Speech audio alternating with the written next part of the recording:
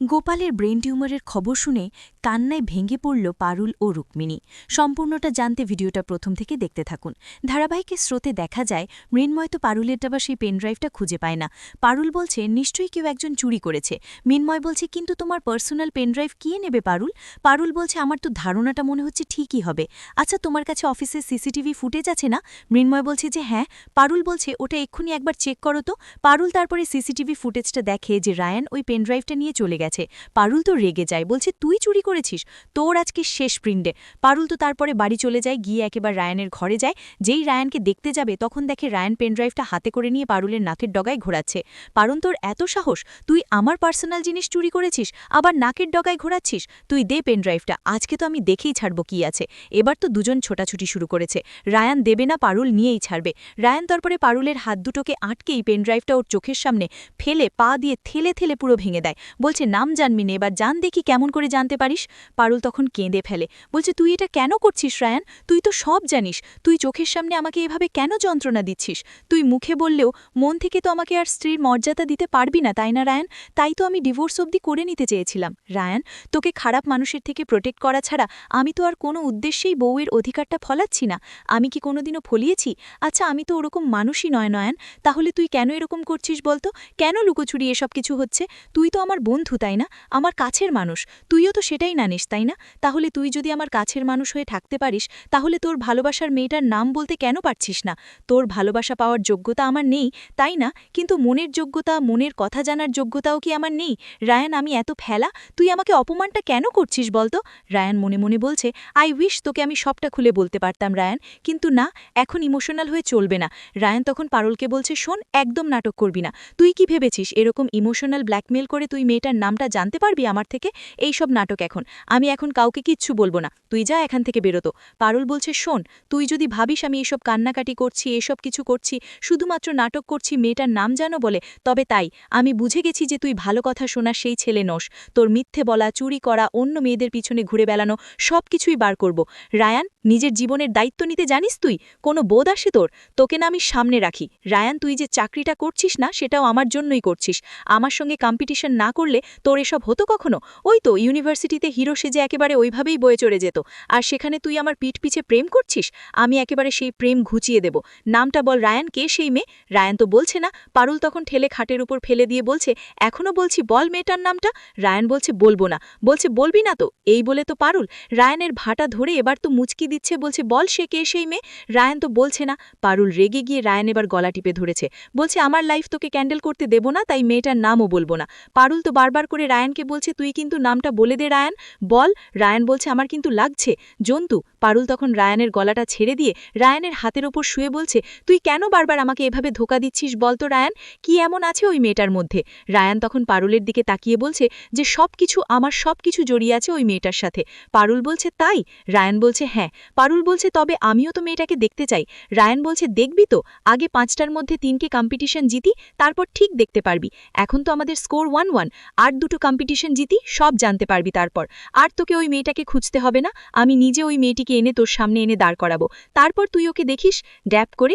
এই বলে রায়ান উঠা যায়। পারুল মনে মনে বলছে তুই পারলির আমার সঙ্গে এটা করতি? তুই এমন আমার সঙ্গে আভাব করতি যেন তুই আমাকে বোঝাতে চাইতিস যে তুই আমাকে ভালোবাসিস, কিন্তু তুই অন্য মেয়েকে ভালোবাসিস। পারুলের তো আর পারছে না এত কিছু সহ্য করতে, বুকের উপরে যেন একটা ভারী বোঝা চেপে আছে। পারুলের শরীরটা খুব খারাপ লাগছে। রায়ান তখন পারুলকে দেখে বলছে পারুল কি হয়েছে, তোর শরীর খারাপ লাগছে? তখন রেগে মেগে উঠে বলছে তুই একদম আমাকে ছুবি না তীরপিণ্ডে, তুই আমাকে বলবি না তো তাই তো মেয়েটার নামটা? তুই যতদিন না কম্পিটিশনে জিততে পারবি ততদিন আমাকে মেয়ের নাম বলবি না তো? আমি কি ততদিন চুপ করে থাকবো? আজকেই আমি তোর পেট থেকে ওই মেয়ের নাম বের করবই। বলছে আমিও বলবো না। দুজন মিলে মারপিট করছে। গোপাল তখন আসে ওদেরকে থামানোর চেষ্টা করছে। পারুল বলছে দাদা তুমি আমাকে থামিও না, ওর পেট থেকে আমি ওই মেয়ের নাম বের করেই ছাড়বো। ওকে না আজকে আমি এখানেই ছেঁচে রেখে দেব।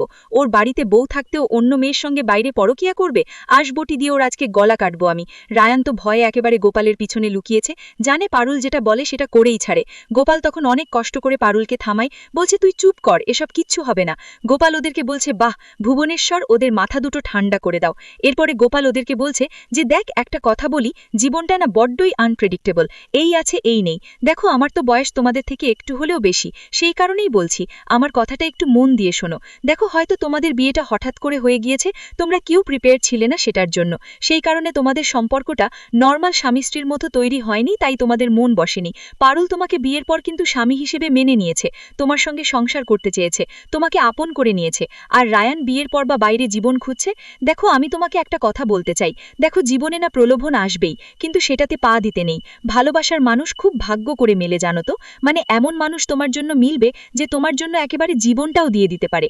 তোমরা দুজন তো ভাগ্যবান, তোমরা তো সেই মানুষ পেয়েছো, তাই না, যে রায়ান পারুলকে আর পারুল রায়ানকে। তাই এই সম্পর্কটাকে হারিয়ে যেতে দিও না। গোপাল তারপর পারুলকে বলছে, হ্যাঁ রে বোন, আমার তো ছুটি শেষ হয়ে গেল, শীতের ছুটিটা, কাল কিন্তু আমাকে আবার নড়াগয়াল ফিরে যেতে হবে। তা বলছি বাড়িতে কি সবাই এমনিভাবেই থাকবে, আমার এমনভাবেই বিদায় দেবে? তা বলছি যে একটু নাচ গান হবে না? পারুল তখন বলছে ওকে বলো, রায়ান তখন বলছে ওকে বলো। গোপাল বলছে আচ্ছা আমি বুঝে গেছি, আচ্ছা চলো আমরা খুব নাচ গান করবো, আনন্দ করব। এরপরেই তো সবাই মিলে বেশ সুন্দর একটু নাচ গান করছে। গোপালও তো সবাইকে একেবারে মাতিয়ে রেখেছে নাচ গানে। রুকু তখন গোপালকে একদৃষ্টিতে দেখছে। গোপাল বলছে কি হয়েছে? রুকু ইশারায় বলছে বেশ ভালো লাগছে, কিন্তু বিশাল স্মার্ট হয়েছো। তখন গোপাল বলছে দেখতে হবে না? গোপাল তো বাড়ির সকলের সঙ্গে নাচ টাচ করছে, রুকু দাঁড়িয়ে দাঁড়িয়ে সেটা দেখছে। সবাই তো নাচ গান করছিল, তখনই হঠাৎ করে গোপালের শরীরটা খারাপ করে যায়। গোপাল অজ্ঞান হয়ে মাটিতে পড়ে যায়। পারুল, রুকু, রায়ান সবাই মিলে ছুটে যায় কি হয়েছে দেখতে। হঠাৎ করে কি হয়ে গেল? রুকু গিয়ে গোপালকে সোজা করতে দেখে যে গোপালের নাক থেকে রক্ত বেরোচ্ছে। পারুল দেখেই তো ভয় পেয়ে যায়, চিৎকার করে বলছে দাদার নাক থেকে রক্ত বেরোচ্ছে, তোকে এক্ষুনি হাসপাতালে নিয়ে যেতে হবে। রুকু তো একেবারে এই হুঁশ যেন চলে গেছে। গোপালকে সঙ্গে সঙ্গে হাসপাতালে নিয়ে গিয়ে ভর্তি করা হয়। ডক্টরকে জিজ্ঞেস করছে কি বুঝলেন স্যার? ডক্টর বলছে এক্সট্রিমলি সরি, ওনার হাতে বেশি সময় নেই। সবাই তো অবাক, পারুল বলছে সময় নেই মানে? ডক্টর বলছে উনি আপনাদের কিছু জানাননি? সবাই তো একে অপরের মুখের দিকে তাকাচ্ছে, দেখছে যে কি জানাবে। ডক্টরকে বলছে না কিছু জানা নেই, কিন্তু দাদার কি হয়েছে ডাক্তার? ডক্টর তখন জানায় যে ব্রেন টিউমার হয়েছে গোপালের, তা আবার লাস্ট স্টেজ। রুকু কথাটা শুনেই আর দাঁড়িয়ে থাকতে পারে না, সঙ্গে সঙ্গেই পড়ে যাচ্ছিল। পারুল তাড়াতাড়ি করে রুকুকে ধরে আর ধরে বলছে বাবু এটা তুমি কি শোনালে? ডক্টর তখন বলে দেয় যে আমি আপনাদের মিথ্যে আশা দেব না, নিজেদেরকে প্রস্তুত করুন একটা কঠিন বাস্তবের সামনে দাঁড়ানোর জন্য। ওনার বেশি সময় নেই হাতে, আমি শুধু একটা কথাই বলতে পারি, ওনার যতটুকু সময় আছে হাতে আপনারা সকলে মিলে ওনার সঙ্গে একটু আনন্দ করুন, ভালো কিছু মুহূর্ত ওনাকে উপহার দিন, যান গিয়ে দেখা করে আসুন। পারুল, রুকু তো খুব ভেঙে পড়েছে। ডক্টর চলে যেতেই পারুল রায়ানকে বলছে যে দাদা যে আমার জীবনের স্তম্ভ রে রায়ান, তুই আমার দাদার কাছে আমাকে নিয়ে চল না। রায়ান যখন পারুলকে নিয়ে যাবে, রুকু তখনই তো আর দাঁড়িয়ে থাকতে পারে না, অজ্ঞান হয়ে পড়ে যায় নিচে। রায়ান পারুল ছুটে আসে, এসেই রুকুকে ধরে। রুকুর তখন জ্ঞান ফেরে। রুকু আর বসে থাকে না, ছুটে যায় গোপালের কাছে, গিয়েই গোপালের পাশে বসে, দেখে গোপালের জ্ঞান ফিরেছে। গোপাল ছোট ছোট চোখে তাকিয়ে আছে। রুকু তখন গোপালকে বলছে গোপাল তুমি এভাবে আমাকে ঠকালে কেন? চলে যাওয়ারই যদি ছিল তাহলে বলে যেতে পারতে। গোপাল তখন বলছে তাহলে যে তোমার এই শুকনো মুখটা আমাকে 2 মাস ধরে দেখতে হতো? রুক্মিণী, তোমার চোখের জল যে আমি দেখতে পারি না। রুকু বলছে তুমি মিথ্যে কথা বলছো, তাই যদি হতো তাহলে তুমি আমাকে আগে বলতে। গোপাল বলছে না রুকু প্লিজ, এই বিদায় পর্বটা যাতে এই চোখের জলে না হয় সেই কারণেই তো আমি এটা সবার কাছ থেকে লুকিয়েছি। আমাদের এই দ্বিতীয়বার বিয়ে হওয়ার পরে এই যে 2 মাস, এটা তো আমার কাছে একেবারে স্বপ্নের মতো কেটেছে। স্বপ্নটাকে ভেঙে দিও না রুক্মিণী, তোমার এই হাসির মুখটা দেখতে দেখতেই যেন আমি চলে যেতে পারি, এটাই যে আমার স্বাদ। পারুল তখন কেঁদে কেঁদে গোপালকে বলছে তুমি অনেক বড় অন্যায় করেছো দাদা। আর এখানেই আজকের পর্বের আপডেট শেষ হয়ে দেখা হবে আগামী